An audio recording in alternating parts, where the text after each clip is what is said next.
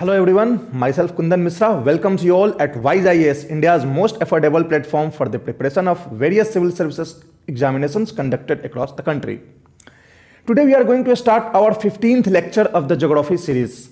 In the last 14 lectures, we completed one of the most important part or chapter of geography, that is geomorphology. We completed each and every aspects of geomorphology which has a considerable level of and depth. Now the second chapter and the second most important part is the climatology. Once we are done with the geomorphology, हमने अर्थ के surface के बारे में पढ़ ली, उसके सारे formations, deformations, endogenetic and exogenetic forces. अब हमारा अगला है इस अर्थ के एटमॉस्फेयर के बारे में पढ़ना. जैसा कि मैंने बताया था कि फिजिकल ज्योग्राफी जो अर्थ के बारे में हम पढ़ते हैं, उसके अर्थ का मतलब क्या होता है? स्फेयर्स ऑफ द अर्थ, यानी lithosphere, hydrosphere, right, atmosphere, biosphere. तो लिथोस्फेयर का मतलब कि स्टडी जब भी हम लिथोस्फेयर की करते हैं तो वो जियोमॉर्फोलॉजी हो जाती है. जब हम एटमॉस्फेयर की स्टडी करते हैं तो वो क्लाइमेटोलॉजी हो जाती है. जब हम हाइड्रोस्फेयर की स्टडी करते हैं तो वो ओशनोग्राफी हो जाती है. और जब हम बायोस्फेयर की स्टडी करते हैं तो बायोज्योग्राफी हो जाती है. और यही मेन 4 चैप्टर्स हमने बताया था फिजिकल ज्योग्राफी में. तो ये फिजिकल ज्योग्राफी का मतलब होता है कि अर्थ के सारे स्फेयर्स के बारे में स्टडी, और उसी अकॉर्डिंग हमने चैप्टर्स में इसे बांट रखे हैं. तो अब जो सेकंड स्फेयर की स्टडी करने जा रहे हैं, अर्थ के जो दूसरा स्फेयर है जिसे हम एटमॉस्फेयर बोलते हैं, तो इसके स्टडी को हम क्लाइमेटोलॉजी के अंदर पढ़ते हैं. तो now we are going to start the second chapter of geography, that is climatology. And the first part and the topic in the climatology is about the atmosphere itself. मतलब कि बाद में हम देखेंगे कि इस एटमॉस्फेयर में कौन कौन से फेनोमेना होता है, कौन कौन से मैकेनिज्म्स होते हैं, और वह कैसे ह्यूमन लाइफ को इंपैक्ट करता है. बट इनिशियली हमें सबसे पहले समझना होगा कि ये एटमॉस्फेयर होता क्या है, किन किन चीजों से बना है, कैसी इसकी बनावट है, स्ट्रक्चर कैसा है, कौन कौन से लेयर्स हैं, किन लेयर्स में किस तरह के प्रोसेसेस होते हैं. तो ये सारी चीजें हम एटमॉस्फेयर के अंदर देखेंगे. द एटमॉस्फेयर मींस कि the definition of atmosphere, the composition of atmosphere, the structure of atmosphere, the various processes under the various layers of atmosphere. All this things we shall discuss under this topic name of atmosphere. And इसके बाद जो second topic हमारा होगा वो incoming solar radiation, जिसे हम insolation बोलते हैं, राइट. तो हम स्टार्ट करते हैं अपना आज का क्लास एटमॉस्फेयर से. अब इस टॉपिक में हमें क्या क्या मेन देखना है. पहले तो कि इंट्रोडक्शन हम इसके बारे में देखेंगे कि एटमॉस्फेयर क्या होता है. फिर हम इवोल्यूशन ऑफ एटमॉस्फेयर के बारे में बात करेंगे. इवोल्यूशन, वैसे तो हमने इस टॉपिक को, सब टॉपिक को एक बार डिस्कस किया है जब हमने ओरिजिन ऑफ अर्थ अपने लेक्चर 2 में डिस्कस किया था. बट थोड़ा बहुत हम यहां भी देख लेंगे ऊपर ऊपर, because we are starting the actual climatology. फिर दूसरा जो हम इसमें पार्ट पढ़ेंगे वो पढ़ेंगे कंपोजिशन ऑफ प्रेजेंट एटमॉस्फेयर. मतलब अभी जो ये एटमॉस्फेयर है हमारा, उसका क्या कंपोजिशन है, किन किन चीजों से बना है, राइट, और कौन से एलिमेंट का क्या रोल है. ये सारी चीजें हमें कंपोजिशन ऑफ प्रेजेंट एटमॉस्फेयर में दिखना है. और third will be the structure of present atmosphere, यानी कि ये जो पूरा हमारा एटमॉस्फेयर है उसकी कैसी स्ट्रक्चर्ड है. लेयर्ड स्ट्रक्चर है तो कौन कौन से लेयर्स हैं, कौन से लेयर्स की क्या खासियत है, क्या फीचर्स हैं, क्या प्रोसेसेस हैं. ये सारी चीजें हम स्ट्रक्चर ऑफ प्रेजेंट एटमॉस्फेयर में देखेंगे. तो चलिए हम स्टार्ट करते हैं simply our evolution of atmosphere से. This is evolution of atmosphere. तो देखो एटमॉस्फेयर एक्चुअल में होता क्या है. एटमॉस्फेयर एक इन्वेलप ऑफ गैसेस है. अगर हम एक सिंपल सीधा साधा डिफिनेशन की बात करें तो atmosphere is nothing but this is an envelope of gases around the earth, right. And these gases are acting over the earth's surface, over the biosphere, and in that way it is impacting the human life over the earth's surface. तो चूंकि geography होता ही है human और nature के बीच का relationship के study, तो इस हिसाब से एटमॉस्फेयर को और क्लाइमेट को हमें पढ़ना इसलिए जरूरी है क्योंकि ये एटमॉस्फेयर जो है ह्यूमन लाइफ को बहुत ही डीपली इंपैक्ट करता है. तो अब हम बात करते हैं एटमॉस्फेयर के इवोल्यूशन को, कि कैसे ये इवॉल्व हुआ एटमॉस्फेयर. जो हमारा आज का एटमॉस्फेयर है वो उसे हम बोलते हैं प्रेजेंट एटमॉस्फेयर. जियोलॉजी के टर्म्स में we call it present atmosphere. Why? Because कि जो अभी एटमॉस्फेयर है वो राइट फ्रॉम बिगिनिंग नहीं था. जो स्टार्टिंग में जब अर्थ बना था उस समय भी अर्थ का एक एटमॉस्फेयर था, but that was different. Its composition was quite different. धीरे धीरे चेंजेज हुए, उस एटमॉस्फेयर के गैसेस गए बाहर, नए गैसेस वहां आए, रिप्लेस किए, नए गैसेस से एक नया एटमॉस्फेयर बना, उस दूसरे एटमॉस्फेयर में भी फिर से मॉडिफिकेशन हुआ और फिर जो है तीसरा और हमारा प्रेजेंट एटमॉस्फेयर बना। तो ऐसे over the time our atmosphere has evolved, right. तो ये कैसे इवॉल्व हुआ है, कौन कौन से स्टेजेस हैं, ये हम यहां पे बड़ा ब्रीफली हम लोग देखते हैं, क्योंकि ये टॉपिक को हमने ऑलरेडी डिस्कस कर लिया है ओरिजिन ऑफ अर्थ। लेक्चर 2 के लास्ट में आप देखेंगे तो यही वाला टॉपिक है हमने। तो ये स्टेजेस में हुए हैं। पहला स्टेजेस था loss of primordial atmosphere. Primordial atmosphere, the atmosphere that existed during the origin of earth. तो उस समय हमारा जो एटमॉस्फेयर था उसका कंपोजिशन क्या था, हाइड्रोजन और हीलियम गैसेस का था, क्योंकि हाइड्रोजन और हीलियम गैसेस ही उस नेबुलर गैस का, नेबुलर क्लाउड का पार्ट थे जिसके थ्रू पूरा सोलर सिस्टम और प्लैनेट्स बने थे। तो ये हाइड्रोजन और हीलियम अर्थ के चारों तरफ जो है एक एटमॉस्फेयर, एक इन्वेलप बना के होते थे that time when earth has originated. अब ये जो गैसेस थे ये स्ट्रिप्ड ऑफ हो गए, किसके द्वारा, सोलर विंड्स।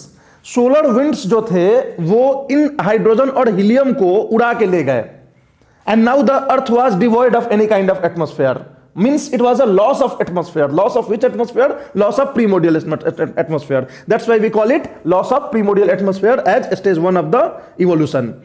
अब सेकंड स्टेज में क्या होगा, अब हमारे पास एटमॉस्फेयर नहीं रहा, कोई गैसेस नहीं रहा। तो सेकंड स्टेज में क्या था कि वोल्केनिक इरप्शंस होता था अर्थ के स्फीयर पे, अर्थ के सरफेस पे, और इन वोल्केनिक इरप्शंस से बहुत सारे गैसेस स्केप होते थे। Escape from what, from the earth. तो इस प्रोसेस को हम डी गैसिंग ऑफ अर्थ बोलते हैं, क्योंकि हमारा जब अर्थ जब बना था तो उसके अंदर बहुत सारे गैसेस थे, but due to the magnetic differentiation, due to the upliftment of और moving up of the lighter materials and sinking down of the heavier materials, the gases came out of the earth's surface because they were the most lightest element. तो इस process को हम degassing of earth बोलते हैं। और ये जो gases बाहर निकलते थे ये वोल्केनिक इरप्शंस के थ्रू निकलते थे। तो उनके थ्रू कौन कौन से गैसेस निकले, तो हमारे कार्बन डाइऑक्साइड निकले, वाटर वेपर निकला, अमोनिया निकला, इस तरह से नाइट्रोजन निकला। तो nitrogen, CO2, water vapour, methane, ये सब मेनली कंपोजिशन थे जो उस समय के अर्ली एटमॉस्फेयर बनाते थे। और बिल्कुल ट्रेसेस ऑफ ऑक्सीजन था, मतलब ऑक्सीजन जो है बिल्कुल ना मात्र का था, बिल्कुल बहुत ही तुच्छ मात्र का। तो this was the composition of the second atmosphere that was formed due to the degassing of the earth. और इस एटमॉस्फेयर को हम अर्ली एटमॉस्फेयर भी बोलते हैं। पहला था प्रीमोडियल एटमॉस्फेयर, ये हो गया अर्ली एटमॉस्फेयर, एटमॉस्फेयर 2 भी बोलते हैं इसको, राइट। तो अब हमारा जो कंपोजिशन है इसको देखो, CO2 ह्यूज अमाउंट में होगा, वाटर वेपर बहुत सारा होगा, नाइट्रोजन भी है, मीथेन भी है, ऑक्सीजन नहीं है। लेकिन अब हमारा इस स्टेज से प्रेजेंट स्टेज में कैसे जाएगा ये आपको देखना होगा। एक थर्ड स्टेज आया इन बिटवीन, जिसे हम the stage of the great rain बोलते हैं। द ग्रेट रेन इसलिए क्योंकि हजारों साल, लाखों साल तक बारिश हुई। क्यों हुई, क्योंकि अर्थ ठंडा हुआ, वाटर वेपर कंडेंस होने लगे, जो वाटर वेपर वोल्केनिज्म से इरप्ट हुए थे, बाहर आए थे, डिगैस हुए थे। तो रेनफॉल स्टार्ट हुआ और ये rainfall continued for thousands of years, right. अब ये रेनफॉल इनिशियली जो है अर्थ के सरफेस तक पहुंच ही नहीं पाते थे, because the surface of the earth was very hot. It led to the evaporation of the running of the coming water. तो धीरे धीरे अर्थ ठंडा हुआ, ठंडा होने के बाद अर्थ के सरफेस पे पहुंचे। तो जब ये अर्थ के सरफेस पे पहुंचे तो जितने भी कार्बन डाइऑक्साइड थे जो अर्ली एटमॉस्फेयर में ह्यूज अमाउंट में फैले हुए थे, ये सब पानी के साथ डिसॉल्व होकर अर्थ सरफेस पे गिरने लगे, राइट। और इस वजह से जो कंसेंट्रेशन ऑफ CO2 एटमॉस्फेयर में था, it started decreasing, right, because it was being dissolved through the precipitation और रेनफॉल। अब ह्यूज वॉल्यूम ऑफ वाटर जो है धीरे धीरे डिप्रेशंस में जाने लगे। डिप्रेशंस जो अर्थ सरफेस पे बने हुए थे, तो अर्थ सरफेस पे जो कहीं कहीं पे डिप्रेशंस ऐसे बने हुए थे, इन सारे डिप्रेशंस में वाटर कलेक्टेड होने लगे and they become the hydrosphere. Oceans बनने लगे, बड़े बड़े लेक्स बनने लगे। तो there was this was the evolution of a hydrosphere. अब जब हाइड्रोस्फीयर हमारा बन गया तो एक नया प्रोसेस स्टार्ट होगा, वो होगा प्रोसेस ऑफ फोटोसिंथेसिस। हाइड्रोस्फीयर बनने के बाद लाइफ स्टार्ट हुआ, because the first life started in the oceans. तो लाइफ जब स्टार्ट हुआ तो इनिशियली लाइफ जो है फोटोसिंथेटिक लाइफ नहीं स्टार्ट हुआ, इनिशियली केमोसिंथेटिक स्टार्ट हुआ, but later on the photosynthetic life started over the earth surface, over the ocean surface. तो ये फोटोसिंथेसिस करने के थ्रू क्या करते थे कि CO2 को जो एटमॉस्फेयर में था उसको जो है वो इनटेक करने लगे और उसके बदले ऑक्सीजन रिलीज करने लगे। तो in that way there is a exchange of oxygen and CO2 between the hydrosphere and the atmosphere. और इस तरह से जो CO2 का कॉन्सेंट्रेशन था वो और घटने लगा और जो ऑक्सीजन का कॉन्सेंट्रेशन था जो ट्रेस अमाउंट में था वो धीरे धीरे बढ़ने लगा, right, due to release of the oxygen by the photosynthetic organisms like the plants, algae and all. तो इस तरह से अब हमारा प्रेजेंट एटमॉस्फेयर तैयार हो गया, atmosphere number 3। The present atmosphere में क्या हुआ, सेकेंड एटमॉस्फेयर से कैसे डिफरेंस हुआ, तो कार्बन डाइऑक्साइड का जो कंसंट्रेशन था वो घटता गया, ऑक्सीजन का कंसंट्रेशन बढ़ता गया, और इसके बाद जो हमारा present concentration of atmosphere, present concentration of various gases है हमारे एटमॉस्फेयर में, वो धीरे धीरे इवॉल्व होकर आया। तो that is the evolution of our atmosphere. समझ में आ रही है? तो ये हमारा पहला टॉपिक था जो इवोल्यूशन ऑफ एटमॉस्फेयर था। अब हम बात करेंगे कॉम्पोजिशन ऑफ एटमॉस्फेयर को, कि हमारे एटमॉस्फेयर के क्या क्या कॉम्पोजिशन है, किन किन चीजों से हमारा एटमॉस्फेयर बना है। सी, मेनली जो कॉम्पोजिशंस हैं वो गैसियस ही हैं। Most of the part of the atmosphere is having gases. Atmosphere को हम लोग बोलते ही हैं कि mixture of gases, envelope of gases, right. लेकिन इसके साथ साथ कुछ नॉन गैसियस कॉन्स्टिट्यूएंट्स भी हैं हमारे एटमॉस्फेयर में। All the constituents of our atmosphere are not gases. तो हम अपने एटमॉस्फेयर के कॉन्स्टिट्यूएंट्स को दो भागों में बांट सकते हैं, gaseous and non gaseous. Gaseous में वो सारे गैस आ जाएंगे और नॉन गैसियस में वाटर वेपर और डस्ट एंड एरोसोल्स आ जाएगा। अब ऑक्सीजन, नाइट्रोजन, कार्बन डाइऑक्साइड, इनके अलावा वाटर वेपर भी है हमारे एटमॉस्फेयर में जिसके थ्रू रेनफॉल होता है। हमारे पास डस्ट एंड एरोसोल्स भी हैं, बट मेजर जो है गैसियस कॉन्स्टिट्यूएंट्स ही हैं, राइट। तो this is the gaseous and non gaseous constituent. अब ये जो गैसियस होते हैं वो अराउंड द अर्थ जो है due to force of gravity earth के चारों बगल चिपके हुए होते हैं।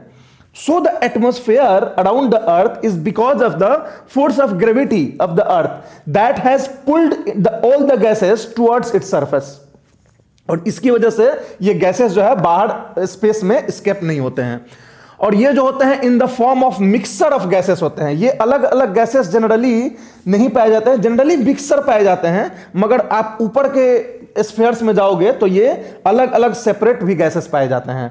स्ट्रेटिफाइड लेयर्स ऑफ गैसेस भी मिलेंगे आपको थर्मोस्फेयर में या स्ट्रेटोस्फेयर में। तो ये जो है गैसियस कॉन्स्टिट्यूएंट्स हो गया हमारा। फिर हमारा होता है वाटर वेपर। वाटर वेपर क्या होता है, तो water present in the atmosphere in the form of vapour. ये जो वाटर होता है वो वेपर के स्टेट में पाया जाता है हमारे एटमॉस्फेयर में, राइट। और ये intermolecular space of air molecules में पाया जाता है। यानी एयर मोलिकुल्स 3 हैं अगर, तो इनके बीच का जो स्पेस होता है उसको बोलते हैं इंटरमोलिकुलर स्पेस। इसी में पानी होता है और इसीलिए इसको वाटर वेपर हम बोलते हैं कि वाटर वेपर पाया जाता है। And the third is dust and aerosol. Dust and aerosol का मतलब होता है कि suspended tiny solid particles and liquid droplets. छोटे छोटे सॉलिड पार्टिकल्स और लिक्विड ड्रॉपलेट्स जो एयर में सस्पेंडेड होते हैं एटमॉस्फेयर में, they are called dust and aerosols. तो ये dust and aerosols are the third kind of constituent of the atmosphere. So our atmosphere is formed of, composed of these 3 constituents: gaseous constituents, water vapor and dust and aerosol. The water vapor and dust and aerosol can be collectively called as non-gaseous constituents of the atmosphere. And the gaseous constituents, you already know about all the gases that forms our atmosphere. तो अब हम one by one तीनों की बात करेंगे। Gaseous constituents में हम बात करेंगे कि कौन कौन से गैसेस हैं, कितना उनका कॉन्सेंट्रेशन है, अमाउंट है और उनका क्या रोल है। इन द सेम वे हम वाटर वेपर की बात करेंगे कि वाटर वेपर का क्या उसका कंपोजिशन है, कितना है और उसका क्या रोल है, और डस्ट एंड एरोसोल्स का क्या रोल है। तो हमें इन तीनों कॉन्स्टिट्यूएंट्स के रोल्स को भी देखना है कि हमारे एटमॉस्फेयर में what kind of role are they playing, how are they impacting us. तो सबसे पहले आप गैसियस कंपोजिशन ऑफ एटमॉस्फेयर को देख लो कि कौन कौन से गैसेज हैं। सबसे ज्यादा कॉन्सेंट्रेशन किस गैस का है, नाइट्रोजन का है, आप बचपन से जानते हो 78.08%। उसके बाद सेकंड है ऑक्सीजन का है 20.95%। थर्ड जो है आर्गन का है, थर्ड जनरली लोग CO2 बोल जाते हैं, but CO2 is not having the third rank in terms of concentration, it is argon 0.93%। फिर आता है हमारा CO2 0.036%, और उसके बाद हमारा neon, helium, krypton, xenon, hydrogen, ये सब आते हैं। अब देखो ये सब जो है इनर्ट गैस हमारे सारे पाए जाते हैं हमारे एटमॉस्फेयर में। तो ये सब चीजें कभी आपको पूछ दिया, ऑप्शन देखिए कि कौन कौन सा कंपोजिशन है हमारे एटमॉस्फेयर का, तो इनको ध्यान रखिएगा। अब देखिए these are called the permanent constituents of the atmosphere. इनके अलावे भी गैसेस हैं हमारे एटमॉस्फेयर में, मगर वो गैसेस परमानेंट नहीं हैं। वो गैसेस हमारे ह्यूमन एक्टिविटीज की वजह से रिलीज होते हैं और बाद में वो डिके भी हो जाते हैं, जैसे आपका chlorofluorocarbon, hydrofluorocarbon, nitrous oxides, sulphur dioxide, ये सब भी तो गैसेस हमारे एटमॉस्फेयर में पाए जाते हैं, जो कि हमने एक्चुअली रिलीज किया है थ्रू पॉल्यूशन, राइट, अपने ह्यूमन एक्टिविटीज की वजह से। But these gases are not considered as a constituents of atmosphere. Why? Because these gases increases and decreases in concentration. ये टाइम के साथ कहीं इंक्रीज होता है, कहीं डिक्रीज होता है, और ये हर जगह कांस्टेंट नहीं होते हैं। ये सारे जो गैसेस हैं पूरे अर्थ पे कांस्टेंट होगा, जहां भी आपको एयर मिलेगा ये सारे गैस इसी कॉन्स्टिट्यूएंट, इसी अमाउंट में पाए जाएंगे, राइट। लॉ ऑफ कॉन्स्टेंसी को ये फॉलो करते हैं। बट जो नॉन परमानेंट गैसेस है, जो ह्यूमन एक्टिविटीज से रिलीज होते हैं, वो अलग अलग जगह पे अलग अलग कॉन्सेंट्रेशन में पाए जाते हैं। तो इसलिए हम गैसियस कॉन्स्टिट्यूएंट्स में हम इन्हीं की बात करते हैं, उन सारे ह्यूमन एक्टिविटीज द्वारा रिलीज किए हुए गैसेस की बात हम नहीं करते हैं। तो ये बात हमेशा आप ध्यान रखेंगे। इसको आप एक पाई चार्ट से भी समझ सकते हैं, nitrogen, oxygen, argon, carbon dioxide, all other gases. तो this is the gaseous composition of the atmosphere. Now coming to the role of all the gases, कौन कौन से गैसेस होते हैं और उनका क्या रोल है। हम मेजरली गैसेस को यहां पे लिखते हैं कि कौन कौन से गैसेस हैं। अब जैसे नाइट्रोजन है, अब आर्गन या नियॉन, जेनॉन, क्रिप्टन, हाइड्रोजन, इनका कोई बहुत मेजर रोल और डायरेक्ट इंपैक्ट नहीं होता है ह्यूमन लाइफ पे, तो इसलिए हम उसको कंसीडर नहीं करते हैं जब हम रोल ऑफ गैसेस की बात करते हैं। हम केवल उन्हीं गैसेस की बात करते हैं जिनका विजिबल इंपैक्ट होता है, राइट, अपने हमारे ह्यूमन लाइफ पे। तो सबसे पहले हमारा नाइट्रोजन है। Nitrogen is having the highest concentration in our atmosphere, in the air. इसका क्या रोल होता है? तो ये प्रोटीन सिंथेसिस का काम करता है ऑर्गेनिक बायोमास में। जो भी ऑर्गेनिक बायोमास होते हैं, चाहे प्लांट्स हुआ या एनिमल्स हुए, इनके अंदर जो प्रोटीन सिंथेसिस होता है, इसमें इस नाइट्रोजन का रोल है। ये nitrogen he in the form of nitrate soil में जाते हैं और वो सॉइल को इंटेक करता है, प्लांट सॉइल से नाइट्रोजन को इन द फॉर्म ऑफ नाइट्रेट, और उसको फिर एनिमल्स अपने बॉडी में लेता है in the form of food assimilation. तो इस पूरे फूड चेन के थ्रू ये नाइट्रोजन जो है प्लांट्स में और एनिमल्स के अंदर प्रोटीन सिंथेसिस के लिए में हेल्प करता है। तो हम लोग का जो स्ट्रेंथ होता है, हम लोग जो स्टैंडिंग पोस्चर में होते हैं, ये सब because of the nitrogen that has provided the strength to stand. तो ये सब प्रोटीन सिंथेसिस की वजह से होता है। दूसरा नाइट्रोजन का जो रोल होता है वो होता है कंबसन को रेगुलेट करना। It regulates combustion by diluting oxygen. ये ऑक्सीजन को डाइल्यूट करता है। आपको पता है कि ऑक्सीजन जो होता है एक एजेंट ऑफ कंबसन होता है। ऑक्सीजन हमेशा जो है इन्फ्लेमेट करता है चीजों को, मतलब हेल्प करता है किसी भी चीज के कंबसन में। अगर ये नाइट्रोजन नहीं होता तो चीजें बहुत आसानी से जल जाती इस एटमॉस्फेयर में, कंबसन हो जाता चीजों का। But this nitrogen dilutes the oxygen and in that way it regulates और restricts the oxygen in its task of combustion, in its role of combustion. तो इस तरह से ये एक डाइल्यूएंट एजेंट का भी काम करता है। तीसरा होता है कि indirectly helps in the oxidation of different kinds. बहुत सारे ऑक्सीडेशंस होते हैं, उसमें भी ये हेल्प करता है नाइट्रोजन। तो ये मेजरली 3 रोल होता है नाइट्रोजन का हमारे ह्यूमन लाइफ में। जियो बायोकेमिकल जो हमारा प्रोसेसेस होते हैं अर्थ पे, इसमें इनका ये 3 रोल होते हैं, तो इनको ध्यान में रखेंगे। ऑक्सीजन का क्या रोल होता है? ऑक्सीजन तो सबसे पहले सबको पता है कि this is essential for the existence of life. Without oxygen there can not be, we can't imagine the existence of animal life over the earth। और दूसरा होता है essential for combustion, aerobic condition, मतलब कि कंबसन के लिए ये essential होता है ऑक्सीजन। अगर ऑक्सीजन ना रहे तो कोई भी चीजें जलेंगी नहीं। आप देखते हो कोई भी चीज आग लगती है तो हम लोग क्या करते हैं, कोशिश करते हैं कि ऑक्सीजन की सप्लाई बंद कर दें, चाहे उसको कंबल से ढक के या किसी चीजों से। तो उससे जब ऑक्सीजन नहीं रहेगी तो कोई भी चीज कंबसन नहीं होगा हमारे एटमॉस्फेयर में। तो it is essential for the combustion also. और एरोबिक रिएक्शंस जो भी होते हैं, एरोबिक डिकम्पोजिशन, तो ये सारी चीजें ऑक्सीजन के प्रेजेंस में होता है। तो this is the role of oxygen in our human life. Third is the CO2। CO2 वैसे तो बहुत हल्ला गुल्ला होता है, क्लाइमेट चेंज है, CO2 की वजह से CO2 को ऐसा माना जाता है जैसे कोई एक ये सीन एलिमेंट हो, but CO2 is having a huge significance in the human life, right. Photosynthesis के लिए CO2 जरूरी है। प्लांट्स जो खाना बनाते हैं with the process of photosynthesis, what they are doing, carbon dioxide वो उनको चाहिए इस काम के लिए, तो सो फोटोसिंथेसिस में CO2 की जरूरत है। ये जो ग्रीन हाउस गैसेस हैं, जिसका सबसे मेजर जो पोर्शन है वो CO2 कवर करता है, this green house gases are very much significant for the existence of human life over the earth, क्योंकि ये green house gases are responsible for atmospheric heating. Atmospheric heating जो है इन्हीं ग्रीन हाउस गैसेस की वजह से होता है। जो आउट गोइंग टेरेस्ट्रियल रेडिएशंस होता है जो अर्थ इमिट करता है, तो ये ग्रीन हाउस गैसेस उसको ट्रैप करके और वापस भेजते हैं, जिसकी वजह से हमारा एटमॉस्फेयर वार्म अप होता है। अगर ये ग्रीन हाउस गैसेस नहीं होते तो हमारे एटमॉस्फेयर पे, अर्थ के सरफेस पे जो टेम्परेचर होती वो -20 -18 डिग्री सेल्सियस टेम्परेचर हमेशा रहती। तो जो वार्मिंग ऑफ एटमॉस्फेयर होता है वो CO2 as a green house gas की वजह से होता है। चौथा होता है ozone. Everybody knows ozone mainly found in stratosphere. Stratosphere कौन सा लेयर होता है अभी हम बात करेंगे, और इसका जो मेजर काम होता है वो अल्ट्रावायलेट रेज को ये करना होता है, अल्ट्रावायलेट रेज को रेस्ट्रिक्ट करता है अर्थ सरफेस पे पहुंचने से। Ultraviolet rays is a harmful rays emitted by, radiated by the sun which reaches to the earth atmosphere, but this ozone layer restricts the, absorbs the ultraviolet rays and in that way it saves the life on the earth. तो ozone की significance जो है एक life saving gas की तरह है हमारे अर्थ के ऊपर। और लास्ट, ग्राउंड लेवल ओजोन जो होता है वो हार्मफुल होता है हमेशा। ओजोन डज नॉट मीन कि वो ओजोन अच्छा होता है जब तक ये स्ट्रेटोस्फेयर में हो। अगर ये ग्राउंड लेवल हो जाएगा तो ये एक पोल्यूटेंट का काम करेगा, राइट। इससे बहुत सारे डिजीज, बहुत सारे इरिटेशन, बहुत सारे बायोडाइवर्सिटी पे इंपैक्ट, एडवर्स इंपैक्ट इसके होते हैं, राइट। तो this is the role of various gases in the human life. अब नेक्स्ट हम बात करते हैं आपको वाटर वेपर का क्या रोल होता है। Water vapour of course very important role water vapour plays in our human life. सबसे पहले वाटर वेपर को जानो कि ये एक वेरिएबल गैस होता है, this is not constant gas. हर जगह इसका जो कॉन्सेंट्रेशन होता है वो कांस्टेंट नहीं होता है। और इसके जो पहले वाले गैसेस की हमने बात करी थी वो लॉ ऑफ कॉन्स्टेंसी को फॉलो करते हैं कि वो हर जगह कांस्टेंट कॉन्सेंट्रेशन में ही पाए जाते हैं।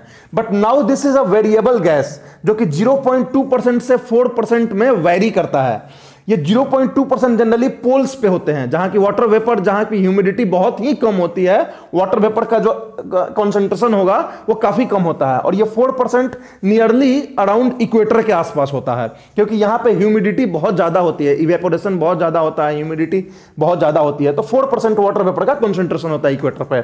और जैसे जैसे हम पोल की तरफ जाते हैं तो कॉन्सेंट्रेशन ऑफ वाटर वेपर घटता चला जाता है। So this is there is a variability in the concentration of water vapour all across the surface of the अर्थ।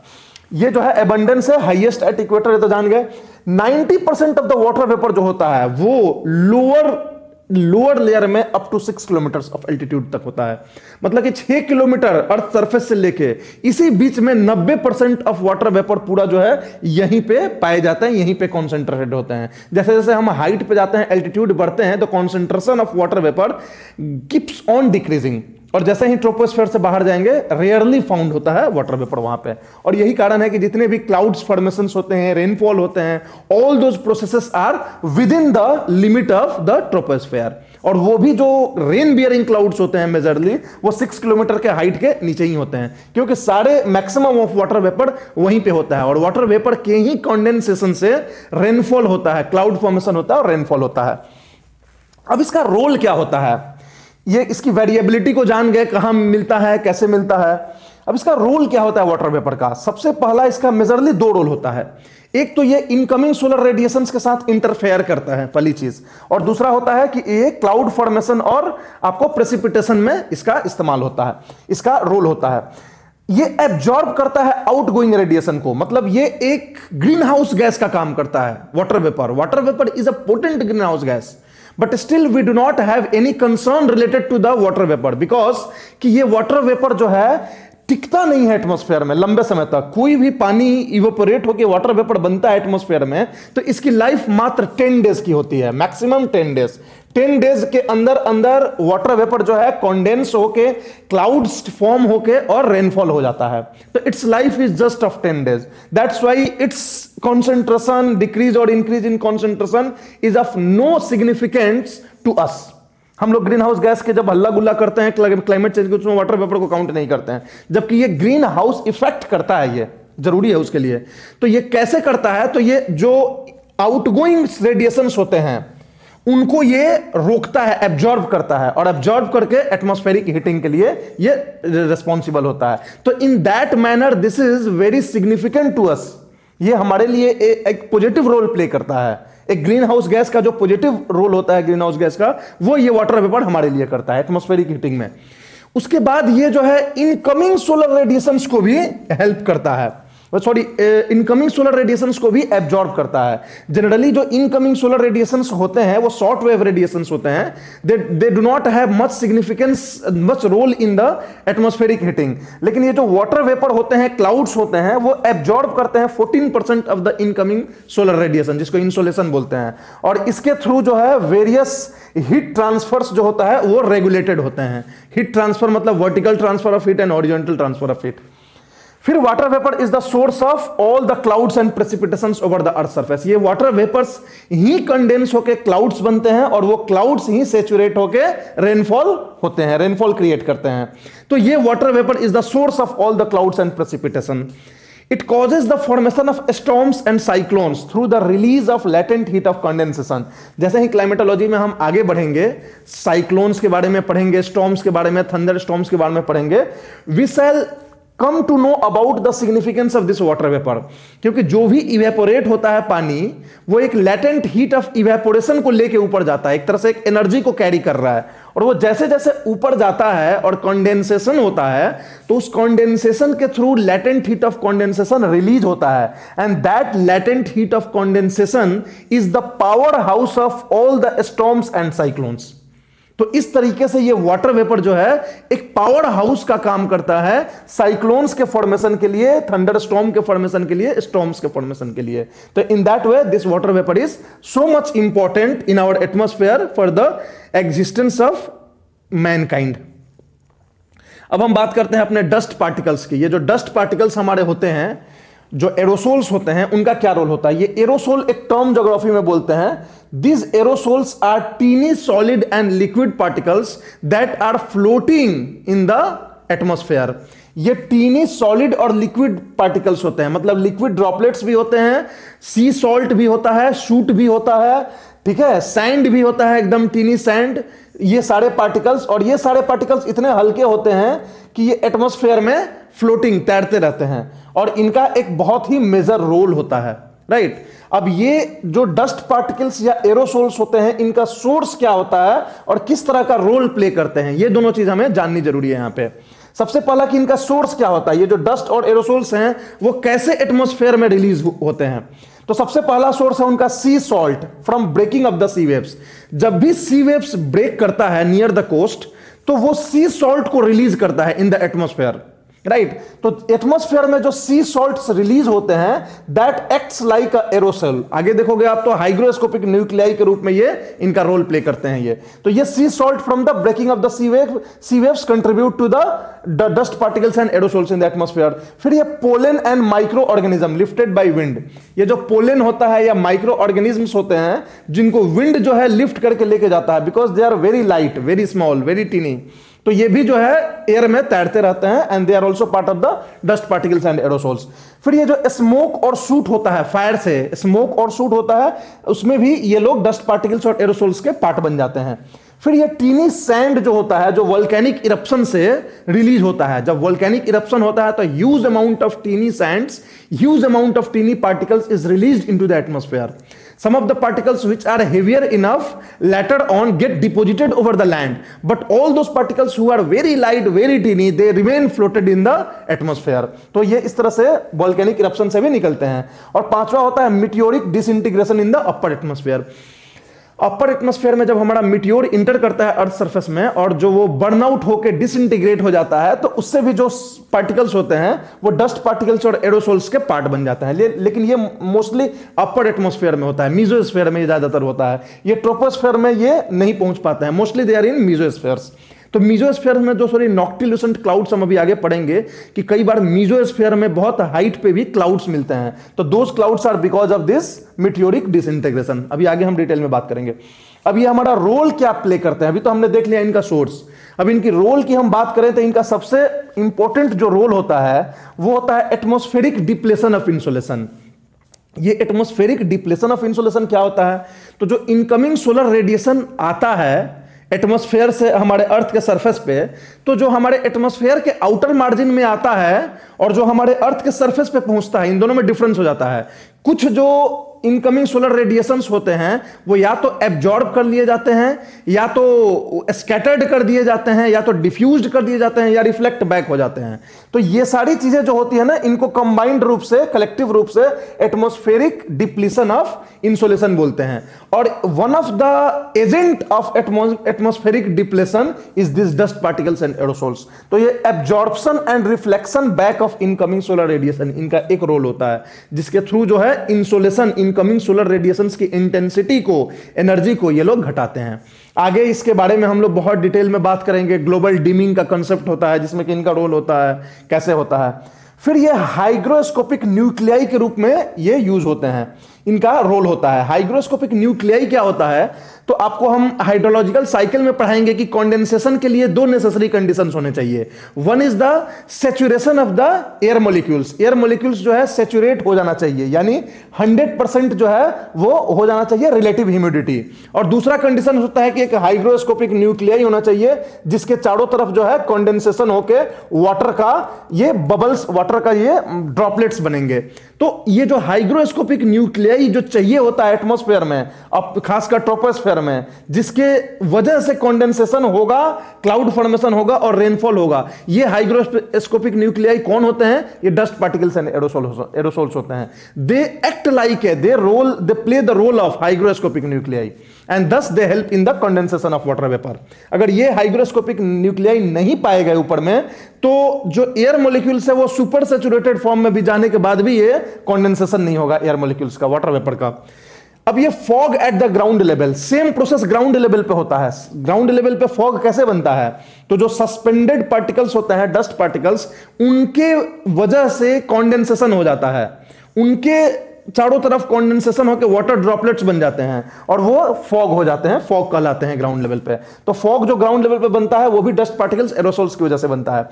इसके बाद ये क्या करते हैं, जो स्कैटर करते हैं इनकमिंग शॉर्ट वेव रेडिएशंस को, incoming short wave radiations, I am not talking about the outgoing long wave radiation, जो इनकमिंग शॉर्ट वेव रेडिएशंस होते हैं, इसको जब ये स्कैटर करते हैं तो इनके स्कैटरिंग से ऑप्टिकल फेनोमेना होता है। ऑप्टिकल फेनोमेना मतलब ब्लू कलर स्काई का दिखना, ऑरेंज कलर दिखना सनराइज और सनसेट के टाइम में। ये जो कलर डिफरेंट जो कलर होता है लाइट का देना, blue colour, blue appearance of sky, orange red during sunrise and sunset, it is because of scattering of light. And who is responsible for the scattering of light? What is the obstacles that scatters the light? These dust particles and aerosols. तो ये लोग जो है scatter करते हैं light को, right. ये scattering होता है जब एक डस्ट पार्टिकल्स है, कोई एरोसोल है और यहां से लाइट वेव्स जा रहा है। अगर इस लाइट वेव्स की जो वेवलेंथ है इस डस्ट पार्टिकल से ज्यादा होगी तो ये स्कैटरिंग हो जाएगा, स्कैटरिंग हो जाएगा अगर ये इसके पाथ में आया तो। और अगर इस डस्ट पार्टिकल्स का डायमीटर अगर ज्यादा हुआ, मोर than the wavelength of this coming light, तब ये डिफ्यूजन हो जाएगा, तब स्कैटरिंग नहीं होगा, डिफ्यूजन हो जाएगा। तो इसलिए स्कैटरिंग, डिफ्यूजन ऑफ सनलाइट जब होता है तो वो duration and intensity of dawn and twilight होता है। शाम के टाइम में, सुबह के टाइम में, अभी सूर्योदय या सूर्यास्त नहीं हुआ होता है, तब भी आपको थोड़ी लाइट दिखाई देती है। वो लाइट क्यों दिखाई देती है, because of the diffusion of sunlight. ये डिफ्यूजन ऑफ सनलाइट की वजह से जो डॉन और डस्क जो होता है, ट्विलाइट जो होता है, इसका जो बीच का इवनिंग और नाइट और मॉर्निंग और डे और नाइट के बीच का जो ये टाइम होता है, this is because of diffusion of sunlight. Who is responsible for diffusion of sunlight? Dust particles and aerosols. ये डस्ट पार्टिकल्स जब इनकी डायमीटर लाइट वेव से, सनलाइट के वेव से ज्यादा होगी तो there will be the diffusion of sunlight.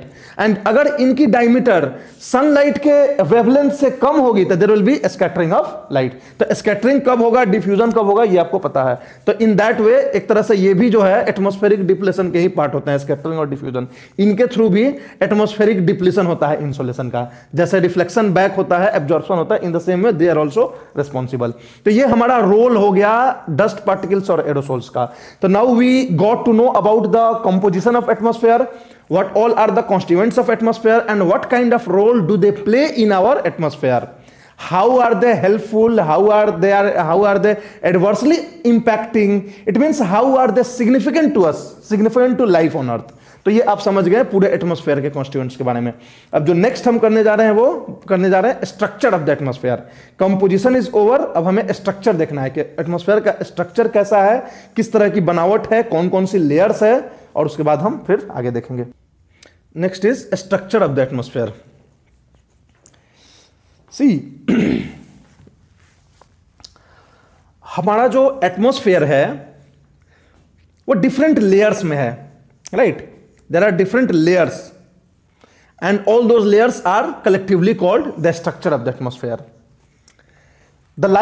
The way our earth surface, entire earth is having the layered structure inside, in the same way our atmosphere is also having a layered structure. ये हमारा अर्थ है तो ये पहला layer होगा, ये दूसरा layer होगा, ये तीसरा लेयर होगा, ऐसे जो है 4-5 लेयर होते हैं हमारे अर्थ एटमॉस्फेयर के। अब कौन कौन सा लेयर होता है, क्या खासियत होता है किस लेयर का, कैसे बनता है, क्या होता है उसमें, कौन कौन से प्रोसेसेस होते हैं, कौन कौन से मैकेनिज्म्स होते हैं, ये सारी चीजें हमें देखनी है। अब अगर इन लेयर्स की बात करेंगे हम, कौन कौन से लेयर्स हैं, तो मेजरली 2 तरह के लेयर्स होते हैं। एक होता है होमोस्फेयर और एक होता है heterosphere. Homosphere and heterosphere, there are 2 types of layers around the earth surface that forms the atmosphere of the earth. Homosphere का मतलब होता है वो स्फेयर जहां सारे गैसेस मिक्स्ड हैं, गैसेस इंडिपेंडेंटली नहीं पाए जाते हैं, they are in the form of a mixture, तो दे आर कॉल्ड होमोस्फेयर। हेट्रोस्फेयर जब बोलते हैं वो तब बोलते हैं जब गैसेस जो हैं अलग अलग हो जाएं, बिल्कुल गैसेस जो हैं एक साथ मिक्स ना हो, अलग अलग गैस जो है अलग अलग हो, तो दिस इज कॉल्ड हेट्रोस्फेयर। तो this is the homosphere and heterosphere. Homo का मतलब होता है कंबाइंड, मिला हुआ, राइट। हेट्रो का मतलब होता है अलग अलग। तो अब देख लो हमारा इस तरह से के बेसिस पे हम होमोस्फेयर और हेट्रोस्फेयर में भी बांटते हैं। और जो दूसरा हम बांटते हैं वो होता है ट्रोपोस्फेयर। अब जो हमारा ट्रोपोस्फेयर होता है उसमें सारे गैसेस मिक्स्ड होते हैं, वो अलग अलग नहीं होते हैं। और जो हमारा स्ट्रेटोस्फेयर, मेसोस्फेयर, थर्मोस्फेयर, एक्सोस्फेयर होता है, यहां आप देखेंगे कि गैसेस अलग अलग होते हैं, राइट। एक गैस होता है, दूसरा गैस होता है, तीसरा गैस होता है, चौथा गैस होता है। तो ये हमारा ट्रोपोस्फेयर, स्ट्रेटोस्फेयर, मेसोस्फेयर, थर्मोस्फेयर और एक्सोस्फेयर, ये हम जो है हाइट के हिसाब से और टेम्परेचर के हिसाब से इसको हम बांटते हैं अपने एटमॉस्फेयर को। तो these are the major layers of the atmosphere, troposphere, stratosphere, mesosphere, thermosphere and exosphere. और ये जो है हाइट जैसे जैसे बढ़ता है तो ये सारे लेयर्स आते जाते हैं। अब इनको 1 बाय 1 हम देखेंगे कि ट्रोपोस्फेयर क्या होता है, स्ट्रेटोस्फेयर क्या होता है, मेसोस्फेयर क्या होता है, थर्मोस्फेयर क्या होता है और एक्सोस्फेयर क्या होता है। ये 5 स्फीयर्स के बारे में हम अभी देखेंगे 1 बाय 1। अब ये देख लो आप इन 5 स्फीयर्स को। ये हमारा ट्रोपोस्फेयर हो गया, ये हमारा स्ट्रेटोस्फेयर हो गया। ट्रोपोस्फेयर जनरली कहां से 0 से लेके और 12 से 18 किलोमीटर तक होता है। मतलब 0 से मतलब कि सरफेस से लेके अर्थ के।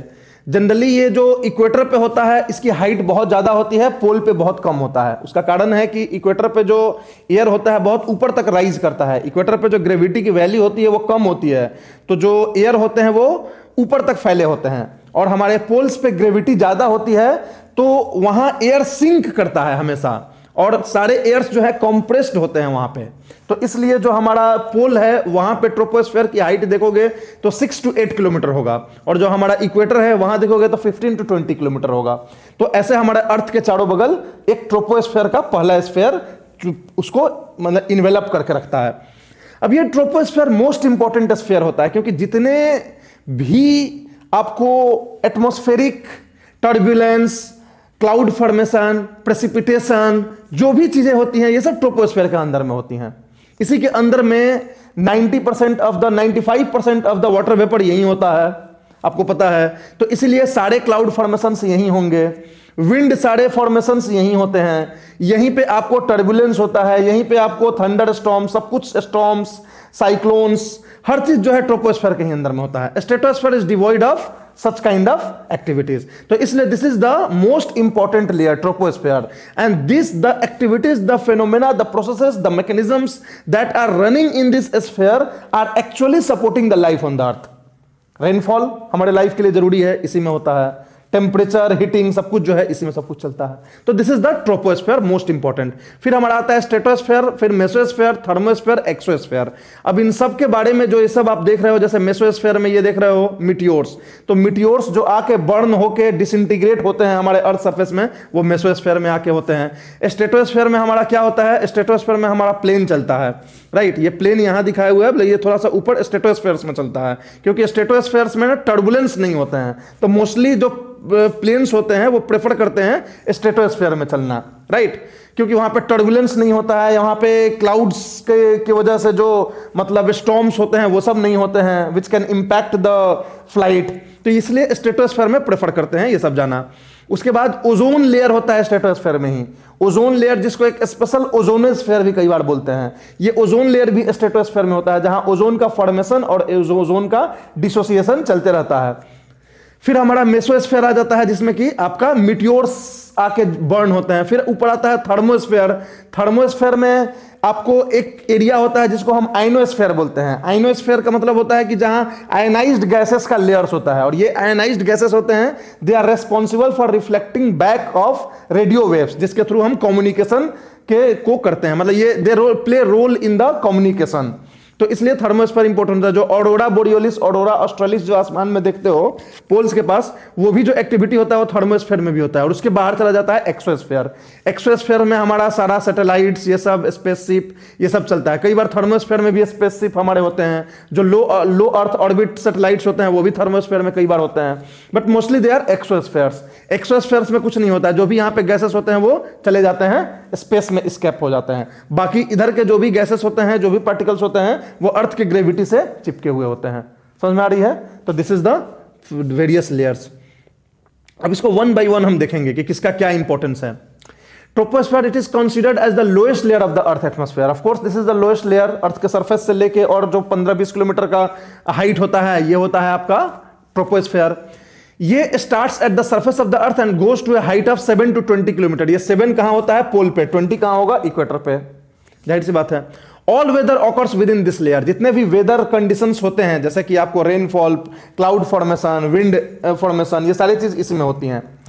यहां जो वाटर वेपर और मैच्योर पार्टिकल्स पाए जाते हैं, तो ये वाटर वेपर और मैच्योर पार्टिकल्स वही जो हम बात करते हैं हाइग्रोस्कोपिक न्यूक्लियाई, तो ये जो है इसी लेयर में पाए जाते हैं। इसीलिए सारे क्लाउड फॉर्मेशंस इसी लेयर में होते हैं, क्योंकि वाटर वेपर यहीं पे है, पार्टिकल्स जो होते हैं हाइग्रोस्कोपिक न्यूक्लियाई वो भी यहीं पे है। इस लेयर में temperature decreases at the rate of 1 degree Celsius for every 165 metre of height.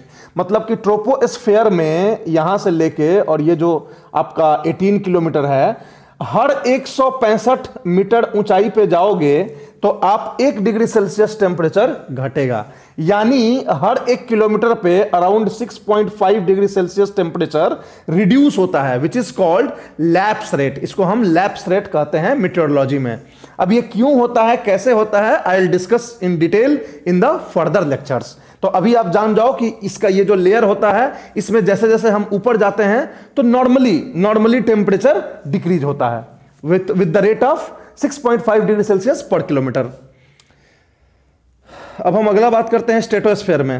अब ट्रोपोस्फेयर के बारे में ये सब आपको पता ही है कि 95% ऑफ द वाटर वेपर, सारे क्लाउड फॉर्मेशन, सब कुछ जो है यही होता है।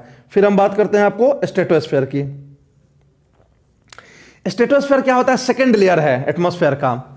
ये जो होता है found above the troposphere. Troposphere और स्ट्रेटोस्फेयर के बीच में एक पतला सा लेयर होता है जिसको हम बोलते हैं tropopause. Tropopause is just like a lead between troposphere and the stratosphere, तो इसको बोलते हैं ट्रोपोपॉज। और ट्रोपोपॉज के ऊपर स्टार्ट हो जाता है आपका स्ट्रेटोस्फेयर।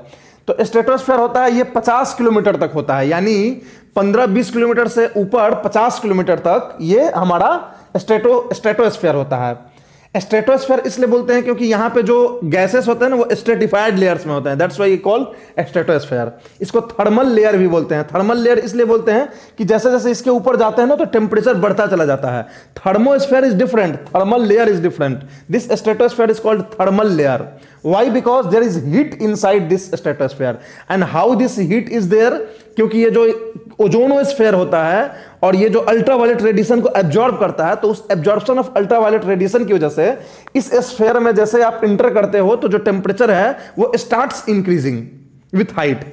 ट्रोपोस्फेयर में क्या हो रहा था, टेम्परेचर डिक्रीज हो रहा था। जैसे ही स्ट्रेटोस्फेयर में आप इंटर करोगे, the temperature will start what, increasing. That's why this is called thermal layer also. Troposphere में समझ गए आप। अब this layer is very dry, ये बिल्कुल ड्राई होता है क्योंकि यहां पे वाटर वेपर बहुत कम होता है, ना के बराबर। जो थोड़ा सा ट्रोपोस्फेयर के बाहर से स्केप चला गया ऊपर में हल्का सा, तो वही पाया जाता है। अदरवाइज जितने भी वाटर वेपर होते हैं वो ट्रोपोपोज के नीचे नीचे ही होते हैं, तो इसलिए ये ड्राई होता है। इसकी कुछ एडवांटेज हैं। इसका सबसे बड़ा एडवांटेज है कि एक तो कि ये फ्लाइट यहां उड़ने के लिए एक मतलब सबसे अप्रोप्रिएट स्पेस है। क्यों? क्योंकि यहां पे स्टॉर्मी वेदर कंडीशंस नहीं होते हैं, स्ट्रॉन्ग हॉरिजॉन्टल विंड नहीं होते हैं, ठीक है। तो ये चीज, इन कारणों से ये जो है आपको बहुत ही अप्रोप्रिएट स्पेस होता है फ्लाइट्स के, एरोप्लेन्स के उड़ने के लिए, राइट। अब हम बात करते हैं आपको स्ट्रेटोस्फेयर में ओजोन लेयर की। इसी स्ट्रेटोस्फेयर के अंदर 20 किलोमीटर से लेके 35 किलोमीटर का जो एरिया होता है उसको हम ओजोन लेयर बोलते हैं और ओजोनोस्फेयर बोलते हैं। ओजोन लेयर इसलिए बोलते हैं क्योंकि वहां पे ओजोन गैस जो है बने हुए हैं, और ये ओजोन गैस जो है बहुत ही हेल्पफुल होते हैं अर्थ को सन के अल्ट्रावायलेट रेडिएशन से बचाने के लिए। सन जितने भी रेज को रेडिएट करता है उसमें एक अल्ट्रावायलेट रेडिएशन होता है जो हाई एनर्जी रेज माना जाता है। This ultraviolet radiation is absorbed by the ozone layer, and in that way it prevents the arrival of this ultraviolet rays, the reaching of this ultraviolet rays over the earth surface, and in that way it helps the existence of life on earth. Ultraviolet rays अगर directly exposed हो तो हम लोग को skin cancer होगा, बहुत सारी problems होंगी, photosynthetic ability of the plants कम हो जाएगा, और in that way there will be the danger, there will be threat to the existence of life over the earth. तो ये कितने होता है, 20 से लेके 35 किलोमीटर के अंदर होता है। सारे अल्ट्रावायलेट रेज को ये एब्जॉर्ब कर लेता है, जिसकी वजह से अर्थ को एक सेफगार्ड प्रोवाइड करता है। अब स्ट्रेटोपोज जो होता है, स्ट्रेटोस्फेयर, और उसके ऊपर का लेयर जो मेसोस्फेयर होता है, इन दोनों के बीच का जो लीड होता है उसको हम बोलते हैं स्ट्रेटोपोज। अब हम थोड़ा सा ओजोन लेयर के बारे में यहां बात करेंगे कि क्या होता है यहां पे, इस ओजोन लेयर में क्या होता है। इसको चैपमैन लेयर भी बोलते हैं क्योंकि यहां पे एक चैपमैन साइकिल होता है। Chapman cycle is the name given to the formation and dissociation of the ozone. This formation and dissociation of ozone is a cyclic process. ये एक साइक्लिक प्रोसेस होता है। फॉर्मेशन, ओजोन फॉर्म भी होता है, ozone dissociates भी होता है। अब क्या होता है देखना, देखो रिएक्शन देखना, O2 ऑक्सीजन। ऑक्सीजन जब अल्ट्रावायलेट रेडिएशन जब ऑक्सीजन के ऊपर पड़ता है तो वो ऑक्सीजन को डिसोसिएट कर देता है O+O में, राइट। तो दो एटॉमिक ऑक्सीजन्स बन जाते हैं ऑक्सीजन, मोलिकुलर ऑक्सीजन के डिसोसिएशन के थ्रू, और ये डिसोसिएशन किसके द्वारा किया जाता है, अल्ट्रावायलेट रेडिएशन के द्वारा। अब एक जो एटॉमिक ऑक्सीजन है ऑलरेडी प्रेजेंट मोलिकुलर ऑक्सीजन से रिएक्ट करता है और ओजोन बन जाता है in the presence of ultraviolet radiation. तो ultraviolet radiation is causing the dissociation of oxygen molecules into two atomic oxygens, and one of the atom is combining with a molecular oxygen to form ozone. और ये बने हुए ozone को फिर से ultraviolet radiation जो है, ये ओजोन क्या करता है, कैसे अल्ट्रावायलेट रेडिएशन को जब ये ऑब्जर्व करता है हमारा ओजोन, तो खुद भी O2 और O में डिसोसिएट हो जाता है। यानी ultraviolet radiation is causing the dissociation of O2 also and dissociation of O3 also. लेकिन जब ये O2 को डिसोसिएट करता है तो O+O बन जाता है, और एक O जो है O2 से रिएक्ट करके तुरंत O3 बन जाता है, और ये जो O3 होता है ये फर्दर फिर से डिसोसिएट हो जाता है अल्ट्रावायलेट रेडिएशन के थ्रू, और O2+O बन जाता है। तो एक तरह से देखोगे तो ये साइक्लिक प्रोसेस है, मतलब कि ओजोन बन भी रहा है, ओजोन डिसोसिएट भी हो रहा है, and this two are done by the ultraviolet radiation. लेकिन ये जो बनना और डिसोसिएट होना, ये एक बैलेंस्ड साइक्लिक प्रोसेस है, और एक हमारा ओजोन लेयर ऑलरेडी बना हुआ है, और जिसकी वजह से हमारा अल्ट्रावायलेट रेडिएशन जो है इनके बनाने और इनको डिसोसिएट करने में ही बिजी रहता है, और हमारे अर्थ सरफेस पे नहीं आता है। अब हम बाहर से जो क्लोरोफ्लोरोकार्बन जो या किसी हाइड्रोक्लोरोफ्लोरोकार्बन इस तरह के ओजोन डिप्लीटिंग सब्सटेंसेस को जब हम रिलीज कर रहे हैं स्ट्रेटोस्फेयर में, तो क्या हो रहा है कि ये जो बैलेंस्ड साइकिल है, बैलेंस्ड प्रोसेस है, ये डिसबैलेंस हो जा रहा है। और यही डिसबैलेंस की वजह से ओजोन का डिसोसिएशन और ओजोन का डिप्लीशन हो रहा है और ओजोन होल्स बन रहे हैं। तो अब तो ये आप समझ गए कि ये रिएक्शन क्या होता है। इस रिएक्शन को बोलते हैं चैपमैन साइकिल। ये Chapman cycle is a natural process. यहां अभी ह्यूमन का कोई इंटरफेरेंस नहीं है, ये चलता हुआ जा रहा है। ओजोन बन रहा है, ओजोन डिसोसिएट हो रहा है। अब ह्यूमन यहां पे कब रोल प्ले करेगा, जब इसमें डिसोसिएटिंग एजेंट्स को, डिप्लीटिंग एजेंट्स को बाहर से इसमें इंफ्यूज करने लगेगा। जैसे हमने जो है क्लोरोफ्लोरोकार्बन यहां पे छोड़ दिया, तो क्लोरोफ्लोरोकार्बन जब भी जाता है, क्लोरोफ्लोरोकार्बन ये जो ऊपर में जाता है तो क्लोरीन फ्री रेडिकल्स जो है ये बनाता है। ये क्लोरीन फ्री रेडिकल्स बन जाते हैं जैसे ही अल्ट्रावायलेट रेडिएशन के कांटेक्ट में क्लोरोफ्लोरोकार्बन आता है। अब ये जो क्लोरीन फ्री रेडिकल्स होते हैं ये क्या करते हैं, O3 से रिएक्ट करने लगते हैं, ओजोन से रिएक्ट करने लगते हैं और रिएक्ट करके ऑक्सीजन मोलिक्यूल्स और प्लस ClO बन जाते हैं। तो ये देखो ऑलरेडी वहां पे फॉर्मेशन एंड डिसोसिएशन हो रहा था ओजोन का, but that was a balanced process. Now what this CFC is doing, ये जो है उस बैलेंस प्रोसेस में डिसोसिएशन के साइड में जाके और बढ़ा दिया। मतलब dissociation of ozone now is having more intensity than the formation of ozone. जो बैलेंस था तो बैलेंस करने में ये डिसबैलेंस कर दिया, और डिसबैलेंस किस साइड में किया, डिसोसिएशन साइड में, डिसोसिएशन बढ़ा दिया ओजोन का।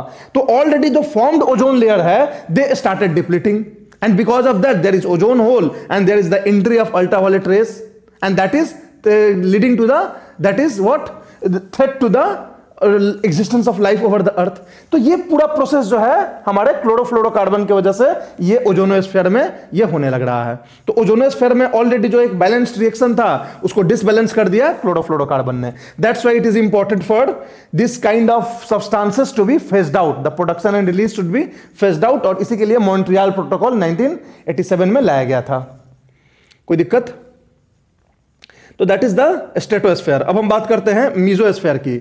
मीजोस्फीयर क्या होता है, स्ट्रेटोस्फीयर का ऊपर का जो लेयर होता है वो मीजोस्फीयर होता है। मतलब 50 किलोमीटर से लेके 80 से 90 किलोमीटर तक ये मीजोस्फीयर होता है।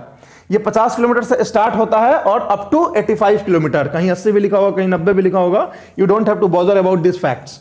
ओके, अब इस रीजन में टेम्परेचर फिर से ड्रॉप होने लगता है विथ एल्टीट्यूड। अब देखो जो हमारा ट्रोपोस्फीयर था उसमें टेम्परेचर ड्रॉप हो रहा था, डिक्रीज हो रहा था विद एल्टीट्यूड। स्ट्रेटोस्फीयर में बिकॉज ऑफ अल्ट्रावायलेट रेडिएशन ये टेम्परेचर स्टार्टेड इंक्रीजिंग, और फिर से जब ये हम मेसोस्फीयर में इंटर करेंगे तो temperature will again start decreasing. मतलब कि पहले हमारा टेम्परेचर डिक्रीज हो रहा था, फिर इंक्रीज हुआ स्ट्रेटोस्फीयर में, फिर डिक्रीज होने लगा मेसोस्फीयर में, और मेसोस्फीयर से बाहर जाएंगे तो हम फिर से अपना टेम्परेचर हमारा बढ़ता चला जाएगा। तो ऊपर में जाओगे 80 किलोमीटर पे आप, तो अराउंड आपका टेम्परेचर हो जाएगा -100 degree Celsius. This will be the temperature at the toppest point of the mesosphere. इसीलिए इस स्फीयर को हम सबसे कोल्डेस्ट एटमॉस्फेरिक लेयर बोलते हैं। This is the coldest atmospheric layer, क्योंकि ये जो लेयर होता है वो 40 किलोमीटर 50 से लेकर 90 किलोमीटर का जो एरिया होता है वो पूरा डिक्रीज करता है एटमॉस्फेयर को, and because of that this layer is called the coldest layer. अब जो मिटियोर्स होते हैं, मिटियोर्स जो अर्थ के एटमॉस्फेयर में आते हैं ये इसी लेयर में आके बर्न हो जाते हैं। Meteors burn up in this layer because of friction. इस लेयर में जो फ्रिक्शन होते हैं उसकी वजह से मिटियोर्स बर्न हो जाते हैं। और ये जो मिटियोर्स बर्न होते हैं तो मिटियोर्स बर्न होके छोटे छोटे पार्टिकल्स, टीनी पार्टिकल्स छोड़ जाते हैं मेसोस्फीयर में। Those tiny particles are acting like a hygroscopic nuclei in the mesosphere. और किसी कारण से, अगर नीचे से किसी कारण से ट्रोपोस्फेयर से अगर मेसोस्फीयर में हल्का सा भी वाटर वेपर चला गया तो that water vapour will be condensed. Why condensed? क्योंकि टेम्परेचर बहुत कम है, टेम्परेचर कम होने से कंडेंसेशन होता है, और वहां पे हाइग्रोस्कोपिक न्यूक्लियाई भी है। कहां से आया हाइग्रोस्कोपिक न्यूक्लियाई? मिटियोर्स के डिसइंटीग्रेशन से आया। मिटियोर्स बर्न आउट होकर डिसइंटीग्रेट हो गए तो हाइग्रोस्कोपिक न्यूक्लियाई भी मिल गया, नीचे से थोड़ा वाटर वेपर भी चला गया, वाटर वेपर कंडेंसेशन भी हो गया लो टेम्परेचर की वजह से। तो एक टाइप ऑफ क्लाउड बनता है मेसोस्फीयर में जिसे हम लोग बोलते हैं नॉक्टिल्यूसेंट क्लाउड्स। तो this noctilucent clouds are found in the mesosphere, and this noctilucent clouds are formed because of the meteoric disintegrated hygroscopic nuclei and the water vapor that have been transported by various atmospheric phenomenon, right? तो ये हो गया आपका mesosphere. Now mesosphere को हम लोग इग्नोरोस्फेयर भी बोलते हैं। वाई? बिकॉज कि इसको जो है सबसे कम हम स्टडी किए हैं मीजोस्फेयर के बारे में।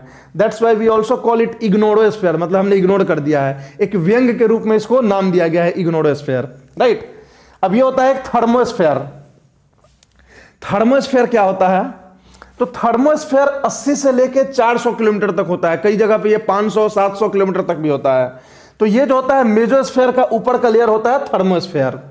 यहां पे सोलर इंपैक्ट की वजह से, सोलर रेडिएशंस की वजह से ये जो स्फेयर होता है थर्मोस्फेयर, यहां पे गैसेस आयोनाइज्ड होते हैं। सोलर फ्लेयर्स की वजह से, सोलर विंड्स की वजह से ये आयोनाइज्ड होते हैं सोलर इंपैक्ट की वजह से। मतलब गैसेस जो है यहां पे आपको स्ट्रेटिफाइड लेयर्स में मिलेंगे, ऑक्सीजन का लेयर, नाइट्रोजन का लेयर, इस तरीके से लेयर्स में मिलते हैं। और इसकी वजह से ये रेडियो वेव्स में को ट्रांसमिट करने में हेल्प करता है और अर्थ पे कम्युनिकेशन स्टैब्लिश करने में हेल्प करता है। तो radio waves that are transmitted from the earth are reflected by this layer. तो रेडियो वेव्स हम भेजते हैं इस लेयर से आके, ये रिफ्लेक्ट होके और दूसरे साइड में अर्थ के कहीं जाता है और उसी रेडियो वेव के थ्रू हम क्या करते हैं, मैसेज सिग्नल्स भेजते हैं। तो in that way it is helpful in establishing communication between 2 points over the अर्थ। अब इसमें टेम्परेचर जो है हाइट के साथ इंक्रीज होने लगता है और जो ऑरोरा और सैटेलाइट्स होते हैं ये इसी स्फीयर्स में आपको दिखते हैं। ऑरोरा बोरियोलिस, ऑरोरा ऑस्ट्रेलिस, ये सब जो है फॉर्म होते हैं इसी में। कैसे फॉर्म होता है वो हम आगे बात करेंगे। ये जो है मैग्नेटिक फील्ड्स के इंटरेक्शन की वजह से होता है, तो that I will talk in later. तो आप ये समझ गए। अब इसी थर्मोस्फेयर के अंदर एक आयनोस्फेयर होता है, आयनोस्फेयर। आयनो मतलब आयन, तो थर्मोस्फेयर का ही पार्ट होता है आयनोस्फेयर, राइट। कई बार दोनों को इंटरचेंजेबली भी हम यूज कर लेते हैं, थर्मोस्फेयर को आयनोस्फेयर। बट आयनोस्फेयर वो वाला पार्ट होता है थर्मोस्फेयर का जिसमें कि जो गैसेस होते हैं वो आयनाइज्ड फॉर्म में स्ट्रेटिफाइड लेयर्स में होते हैं। और ये जो आयनाइज्ड फॉर्म में स्ट्रेटिफाइड लेयर्स में गैसेस होते हैं इनको नाम दिया गया है, सबसे नीचे डी लेयर, उसके ऊपर ई लेयर, उसके नीचे एफ लेयर। तो ये डी लेयर, ई लेयर, ई भी E1 E2 होता है, एफ में F1 F2 होता है। तो नीचे से ऊपर ऐसे ऐसे गैसेस के लेयर होते हैं। और कौन कौन से गैसेस होते हैं?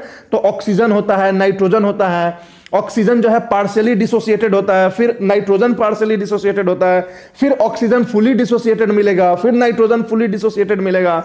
और इस तरह से लेयर्स में बटेंगे। And all this layers have significance in terms of communication.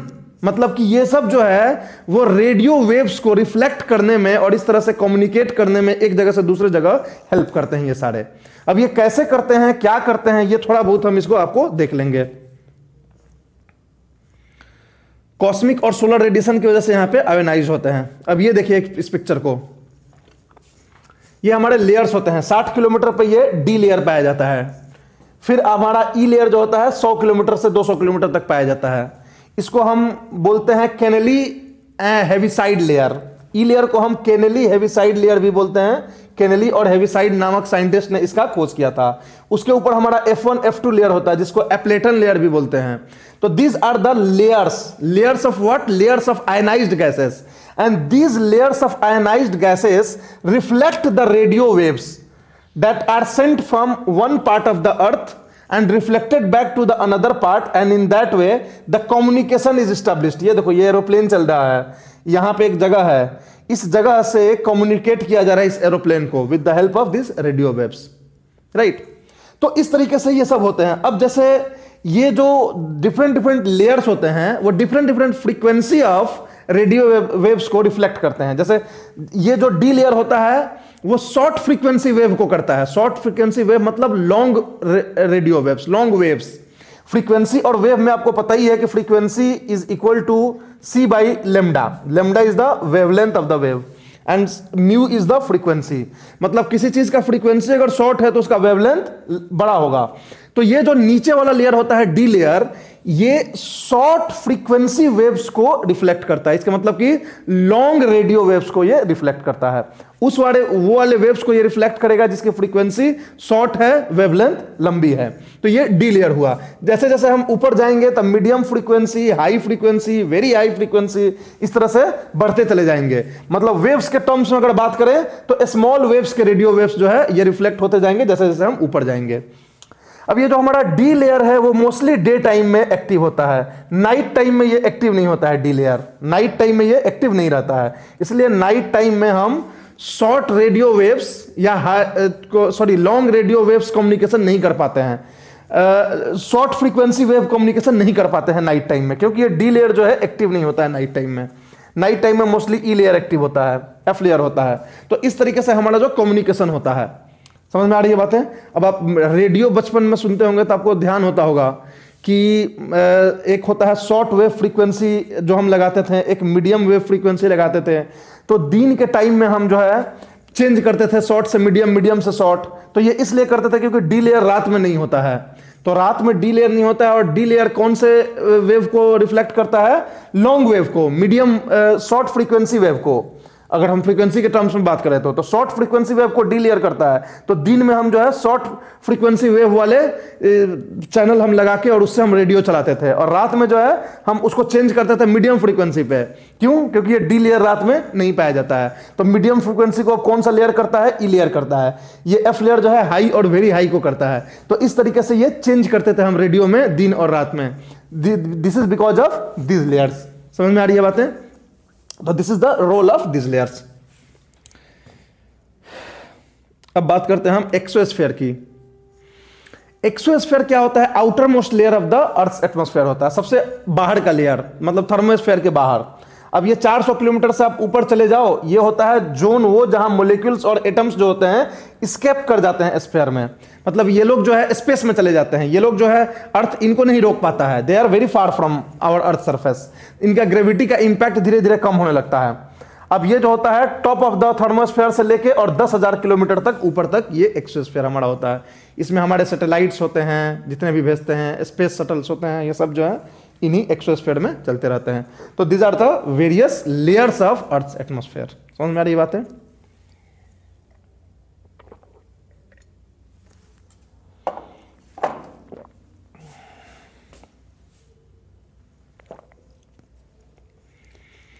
तो that was all about the atmosphere. Atmosphere के बारे में हमने समझ लिया क्या क्या, कि कंपोजिशन क्या होता है, इवोल्यूशन पहले देख लिया, कंपोजिशन देख लिया, और फिर स्ट्रक्चर भी देख लिया। तो तीन जो most important aspect of our atmosphere है वी हैव डिस्कस्ड। अब हम एक छोटा सा टॉपिक जो होता है कि एटमॉस्फेयर में जो वेदर एंड क्लाइमेट होते हैं, ये एटमॉस्फेयर के बारे में हम क्यों पढ़ते हैं? Why do we have to study about atmosphere? The reason is कि जो मेन प्रोसेस होता है एटमॉस्फेयर में जो ह्यूमन लाइफ को इंपैक्ट करता है, वो होता है वेदर एंड क्लाइमेट का change. This weather and climate are the main processes in the atmosphere which are influencing the human life on earth. तो इसीलिए इस वेदर क्लाइमेट के बारे में सब कुछ हमें जो है एटमॉस्फेयर के अंदर ही ये वेदर और क्लाइमेट चेंज हो रहे हैं, इसीलिए हम एटमॉस्फेयर के बारे में पढ़ना हमें जरूरी था, जानना जरूरी था। अब हम जान पाएंगे कि हाँ, ये ट्रोपोस्फेयर में ये वेदर चेंज और क्लाइमेट चेंज जो भी हो रहा है वो क्या हो रहा है, कैसे हो रहा है। अब कौन कौन से एलिमेंट्स होते हैं वेदर और क्लाइमेट के? टेम्परेचर होता है, प्रेशर होता है, विंड होता है, ह्यूमिडिटी होता है, क्लाउड्स होता है, प्रेसिपिटेशन होता है। ये मेजर 6 एलिमेंट्स होते हैं वेदर एंड क्लाइमेट्स के। मतलब कि जब भी बोलते हैं कि हम क्लाइमेट चेंज हो गया, तो क्या क्या चेंज होता है? टेम्परेचर चेंज होता रहता है, प्रेशर चेंज होता है, विंड्स चेंज होता है, पैटर्न। जब हम वेदर चेंज की बात करते हैं तो यही सब चेंज होते हैं। जब क्लाइमेट चेंज की बात करते हैं तो लॉन्ग टर्म में यही सब चेंज हो जाए तो क्लाइमेट चेंज कहलाते हैं। तो अब वेदर क्लाइमेट में एक छोटा सा डिफरेंस होता है, बहुत लोग इसको इंटरचेंजेबली यूज कर देते हैं। जैसे लोग बोल देते हैं कि मसूरी का वेदर बहुत अच्छा रहता है। This is not the weather अच्छा रहता है, वहां की क्लाइमेट अच्छी होती है। तो हमेशा आपको वेदर और क्लाइमेट में डिफरेंस पता होना चाहिए। Weather is short duration change, diurnal change in these elements. जो डायरनल चेंज होता है इस एलिमेंट्स में, इसको बोलते हैं वेदर चेंज। जैसे दिन में धूप था, सब कुछ सही था, रात में अचानक से किसी कारण से बारिश होने लगी, राइट? तो ये ठंडा हो गया मौसम। तो टेम्परेचर अचानक से डायरनली या वीकली चेंज हो जाना, ये वेदर कंडीशंस के चेंज बोलते हैं। क्लाइमेट जो होता है वो long term aggregate of weather होता है। जैसे अगर हर दिन दोपहर में, सुबह में धूप हो तेज और दोपहर में बारिश हो जाए तो that will be the part of the climate, वो एक पैटर्न बन जाता है। तो क्लाइमेट क्या होता है कि एक long term pattern of weather elements, long term pattern of this elements, temperature, pressure, winds, humidity, clouds, precipitation को हम क्लाइमेट बोलते हैं। मतलब aggregate of weather conditions for a long period of time is called climate. और ये long period of time कितने साल का होता है? अराउंड 35 ईयर्स का। मतलब कि 35 ईयर्स तक किसी भी जगह के वेदर कंडीशंस को हम स्टडी करते हैं और उसके बेसिस पे एक पैटर्न सेट करते हैं, और वो जो पैटर्न ऑफ वेदर कंडीशंस होता है वो क्लाइमेट कहलाता है। तो जब हम क्लाइमेट चेंज की बात कर रहे हैं तो ये रेनफॉल और टेम्परेचर एक दिन और 2 दिन के चेंज की बात नहीं करते हैं, हम उस पैटर्न में ही चेंज की बात करते हैं। क्लाइमेट चेंज की वजह से टेम्परेचर चेंज हो रहा है, ग्लोबल टेम्परेचर चेंज हो रहा है, तो ये एक लॉन्ग टर्म चेंज है। समझ में आ रही है बातें? तो when we talk about the climate we are talking about the pattern of weather conditions, pattern of this conditions, not a short term change of this conditions. And when we are talking about the weather we are just talking about the short term changes, hourly changes, weekly changes, diurnal changes. तो इस तरह से ये weather और climate में फर्क होता है, ये आपको ध्यान देना चाहिए। आगे हम लोग काफी बात करेंगे इस बारे में। अब जो हमारा नेक्स्ट टॉपिक था वो था इनकमिंग सोलर रेडिएशन, राइट। तो इस टॉपिक्स को हम अब डिस्कस करते हैं, इनकमिंग सोलर रेडिएशन। ये इनकमिंग सोलर रेडिएशन क्या होता है, जिसको हम इंसोलेशन भी बोलते हैं शॉर्ट में।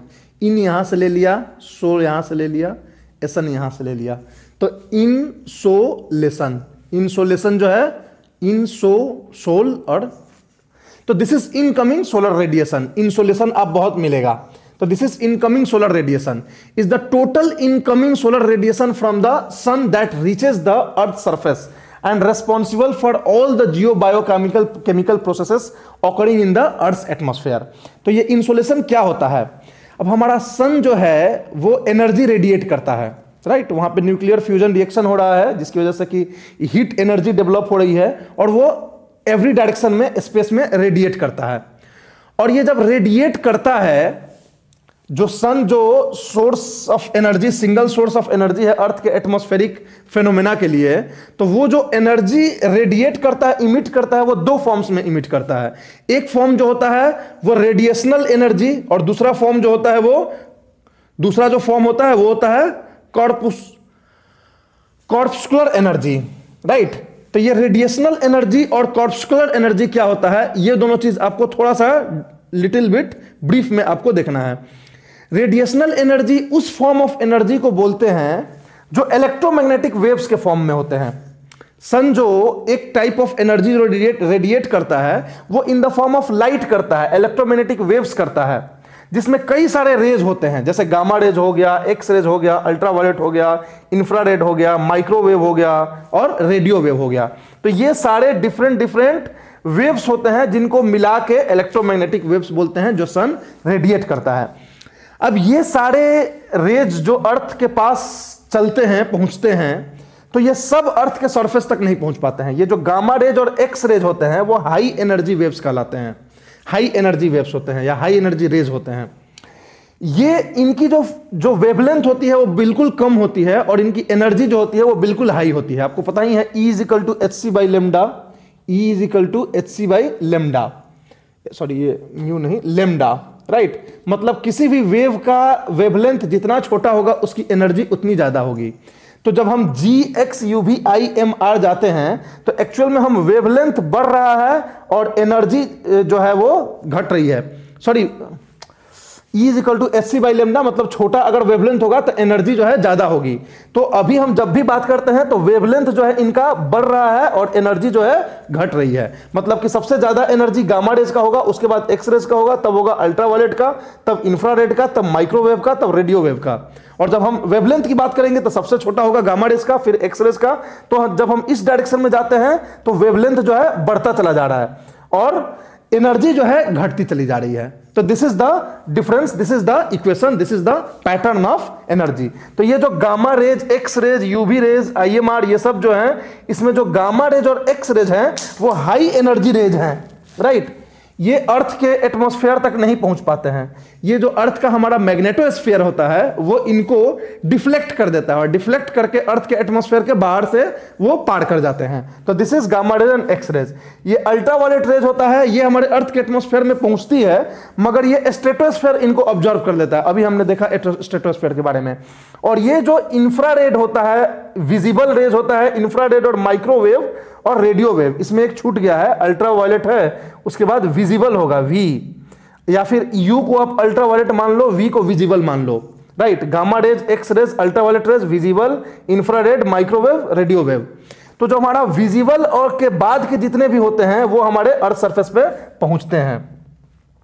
मतलब कि visible raise, infrared, microwave, radio wave, this reaches over the earth surface. तो ये हमारा पूरा इलेक्ट्रोमैग्नेटिक वेव्स होते हैं जो कि अर्थ द्वारा सन द्वारा इमिट किए जाते हैं। दूसरा जो फॉर्म ऑफ रेडिएशन जो होता है वो हमारा होता है कॉर्पस्कुलल एनर्जी। ये जो होता है फोटोन्स के फॉर्म में होता है, मतलब कि जो हमारा सन का आउटर सरफेस होता है वो बम्बार्ड करता है फोटोन्स को हर एक डायरेक्शन में, और यही फोटोन जो है हमारे आउटर सरफेस ऑफ द सन से जो बम्बार्डेड होते हैं वो निकलते हैं, बट एक्चुअली ये फोटोन्स भी आगे चल के इलेक्ट्रोमैग्नेटिक वेव्स रेडिएट करने लगते हैं। They directly do not reach to the earth surface, eventually this photons produces electromagnetic waves and those electromagnetic waves are received by the earth. तो ये हमारा हो गया। अब हम बात करते हैं यहाँ पे इनकमिंग सोलर रेडिएशन के बारे में, जो अर्थ के पास जो है सन का रेडिएशन पहुंचता है in the form of electromagnetic waves. ये जब भी पहुंचता है तो इन the form of short wave पहुंचता है। जो भी अर्थ के सरफेस पे सन के पास से जो एनर्जी निकलती है, those energy are in the form of short wave के फॉर्म में होती है, ये in the form of short wave. ये कारण ये है क्योंकि कोई भी ऑब्जेक्ट अगर बहुत हाई टेम्परेचर का होता है तो जो एनर्जी वो इमिट करता है वो in the form of short wave ही करता है। इस वेव्स को हमारा अर्थ सरफेस एब्जॉर्ब करके और अपने हीटेड होती है। एब्जॉर्ब करने के बाद ये अर्थ के सरफेस की हीटिंग होगी, और हीटिंग होने की वजह से ये जो एनर्जी रेडिएट करेगी ये in the form of long wave करेगी। यानी जो incoming solar radiation is a short wave radiation, outgoing terrestrial radiation is a long wave radiation.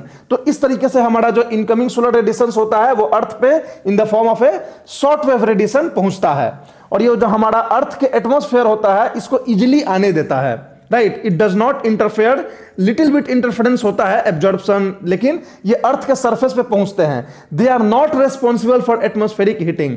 जो भी हमारा एटमॉस्फेरिक हीटिंग होता है, टेम्परेचर बढ़ता है एटमॉस्फेयर का, ये इनकी वजह से नहीं बढ़ता है, ये बढ़ता है हमारे लॉन्ग वेव रेडिएशन की वजह से। हम आगे अभी बात करेंगे इस बारे में। तो हमारा ये हो गया आपको लॉन्ग वेव टेरेस्ट्रियल रेडिएशन और शॉर्ट वेव सोलर रेडिएशन। अब हमें देखना है कि ये जो हमारा इंसोलेशन होता है वो किन किन कारणों से, कौन कौन सा फैक्टर्स होते हैं जो इन इंसोलेशन के डिस्ट्रीब्यूशन को कंट्रोल करते हैं। Means factors affecting the distribution of the insolation, या factors controlling the distribution of insolation. अब जो भी इंसोलेशन हमारा अर्थ के सरफेस पे पहुंचता है, इनकमिंग सोलर रेडिएशन, वो जो है हर जगह इक्वली डिस्ट्रीब्यूटेड नहीं होता है। कहीं पे ये ज्यादा होता है, कहीं पे कम होता है। तो कौन कौन से फैक्टर्स जो हैं इसके डिस्ट्रीब्यूशन के लिए रिस्पॉन्सिबल हैं, कौन कौन से फैक्टर्स है जो अफेक्ट करते हैं, ये आपको 5 फैक्टर्स को देखने हैं। एक है angle of sun rays, duration of sunshine, distribution between the sun and the earth, distance between sun spot activity और एटमॉस्फेरिक ट्रांसपेरेंसी। सो ये हमारे 5 फैक्टर्स हैं जो डिस्ट्रीब्यूशन ऑफ इंसोलेशन को इंपैक्ट करते हैं। पहला क्या है, एंगल ऑफ सन रेज, यानी कि सन रेज जो है वो किस तरह के अर्थ पे स्ट्राइक करता है। जैसे suppose this is a sun rays, this sun rays, how this sun rays are striking over the earth, किस एंगल से। और ये एंगल हम मापते हैं कि जो अर्थ से एक टेंजेंट लेते हैं और इस टेंजेंट से क्या एंगल बनता है स्ट्राइकिंग सन रेज का, ये हम देखते हैं। तो ये होता है एंगल ऑफ सन रेज। अगर ये 90 डिग्री पे बना रहा है तो इसको बोलते हैं वर्टिकल रेज, जो जनरली इक्वेटर के पास होता है। और जैसे जैसे इक्वेटर से हम पोल की तरफ जाते हैं तो ये जो सन रेज जो होता है, ये जो एंगल होता है, एंगल ऑफ सन रेज, वो घटता चला जाता है, स्लैंट होते जाता है। और जैसे जैसे ये एंगल घटेगा, इंसोलेशन जो है वो घटता चला जाएगा। मतलब insolation decreases with decrease in angle of sun rays. Angle of sun rays is highest at the equator, so insolation जो है इक्वेटर के पास सबसे ज्यादा आता है। लेकिन ये जैसे जैसे हम पोल की तरफ जाते हैं तो ये angle started decreasing and the so is the insolation also starts decreasing. तो लोएस्ट इंसोलेशन पोल्स के पास होता है और हाईएस्ट इक्वेटर के पास होता है। दूसरा जो होता है duration of sunshine. Duration of sunshine मतलब कि जितना ज्यादा सनशाइन का डे नाइट के बीच का जो डिफरेंस होता है, सनशाइन की ड्यूरेशन जितनी ज्यादा होगी, more will be the insolation. इसलिए समर टाइम में सनशाइन ज्यादा होता है, ड्यूरेशन का, सनशाइन का ड्यूरेशन, तो इंसोलेशन ज्यादा होता है। विंटर टाइम में जो होता है वो लेस होता है। तो ये जो ड्यूरेशन होता है वो इसको बोलते हैं टेम्पोरल डिस्ट्रीब्यूशन। ये था स्पेशियल डिस्ट्रीब्यूशन। तो टेम्पोरल डिस्ट्रीब्यूशन में समर टाइम में ज्यादा होता है, विंटर टाइम में कम इंसोलेशन लगता है किसी भी जगह पे। अब distance between the sun and the earth, sun और अर्थ के बीच का डिस्टेंस, मैंने दो पोजीशंस की बात करी थी, पेरीहेलियन पोजीशन और aphelion position. Perihelion position is the position when earth is nearest to the sun which is on around 3rd और 4th जनवरी, और दूसरा 4th जनवरी, और दूसरा होता है अफेलियन पोजीशन जहां अर्थ जो है फारदेस्ट फ्रॉम द सन होता है, right, in the course of revolution. तो जब वो क्लोजेस्ट होगा और जब वो फारदेस्ट होगा, जब क्लोजेस्ट होगा तो इंसोलेशन थोड़ा सा ज्यादा होगा पेरीहेलियन के टाइम में, और जब वो फारदेस्ट होगा अफेलियन के टाइम में तो इंसोलेशन थोड़ा कम होगा। लेकिन ये बहुत सिग्निफिकेंट डिफरेंस नहीं होता है, मात्र 7% का ये डिफरेंस होता है। कितने का? 7% का, राइट। नेक्स्ट होता है sun spot activity. Sun spot activity हम लोग अभी आगे बात करेंगे। सन स्पॉट एक्टिविटी होती है जब सूर्य के ऊपर जो है जो वोल्केनिक इरप्शंस बढ़ जाते हैं तो जो इलेक्ट्रोमैग्नेटिक वेव्स होते हैं सन के वो काफी स्ट्रांग हो जाते हैं। तो सन स्पॉट एक्टिविटी जो है इलेक्ट्रोमैग्नेटिक जो जियोमैग्नेटिज्म का जो हमने चैप्टर किया था जियोमॉर्फोलॉजी में, तो उसमें हमने सन स्पॉट एक्टिविटीज को थोड़ा ब्रीफली डिस्कस किया था कि ये वैक्सिंग और waning phase of sun spot activity होता है, जैसे अर्थ का मैग्नेटिज्म होता है उसी तरह से।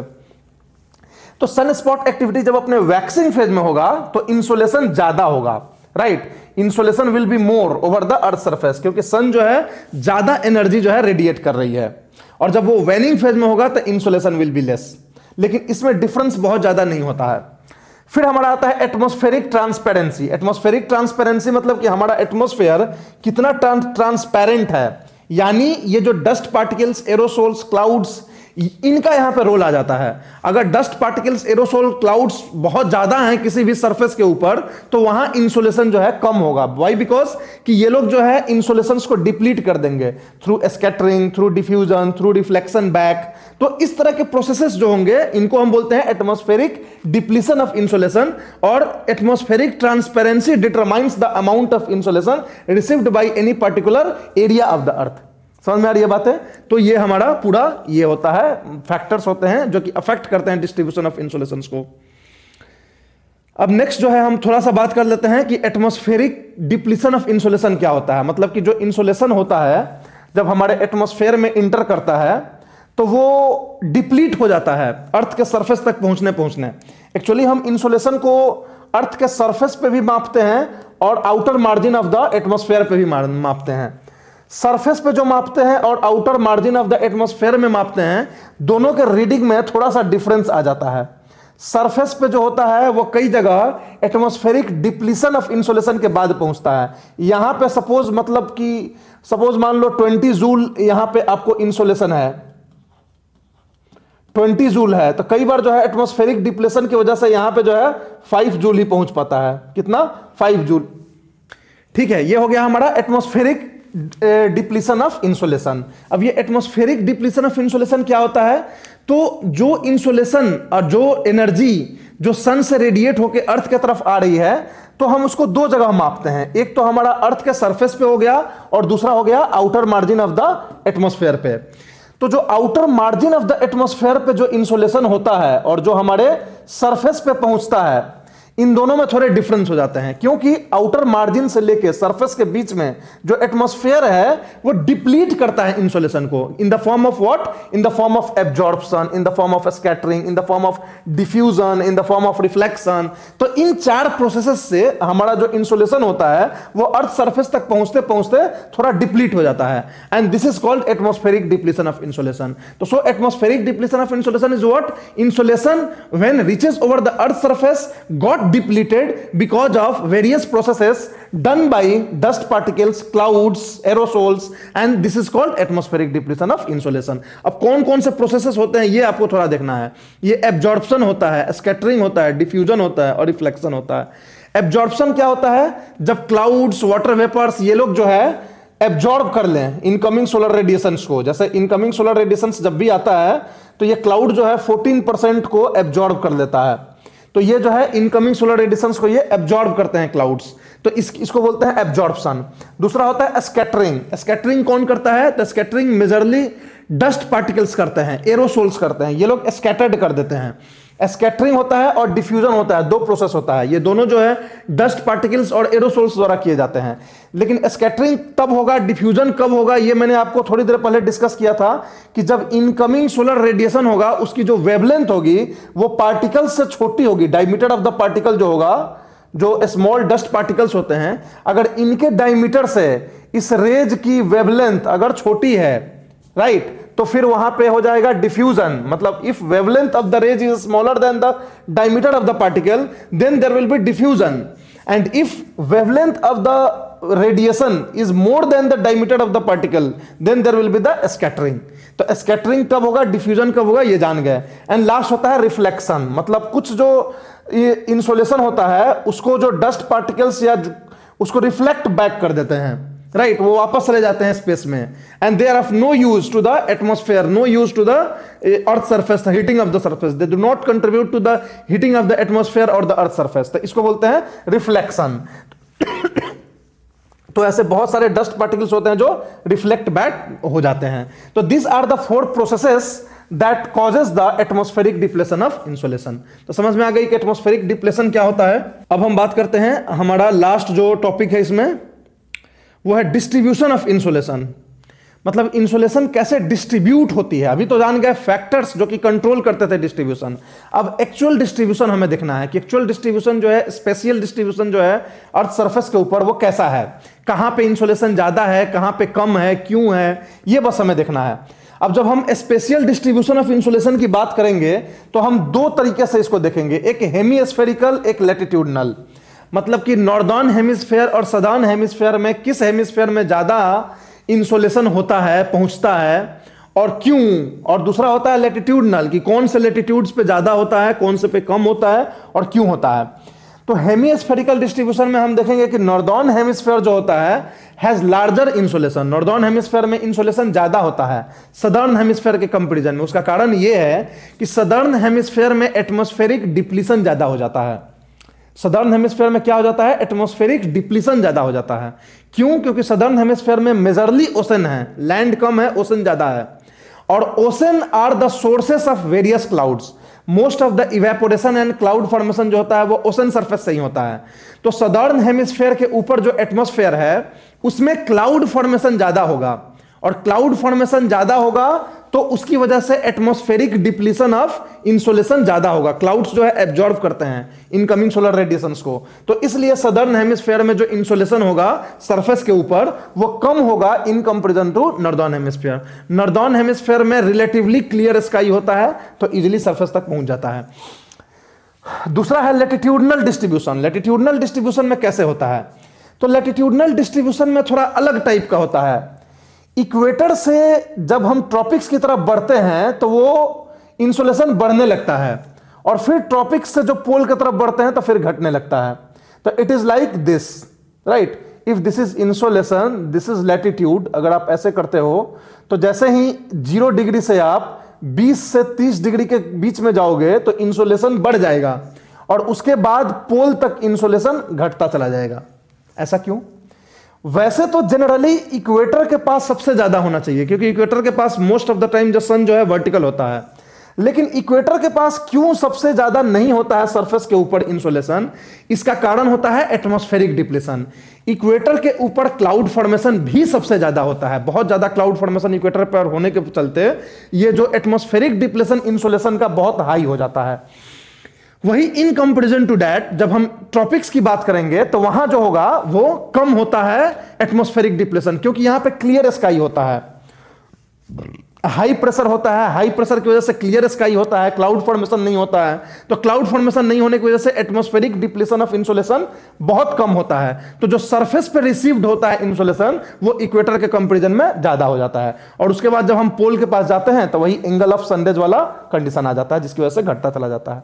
तो this is the pattern of latitudinal distribution. तो this was all about the distribution of insolation across the earth, right. अब हम आगे नेक्स्ट क्लास में डिस्कस करेंगे हीटिंग ऑफ द एटमॉस्फेयर, कैसे हीटिंग होता है, कैसे कूलिंग होता है और क्या क्या प्रोसेसेस होते हैं। तो later on we will discuss the heating and temperature of the earth surface, right, of the earth atmosphere. Thank you.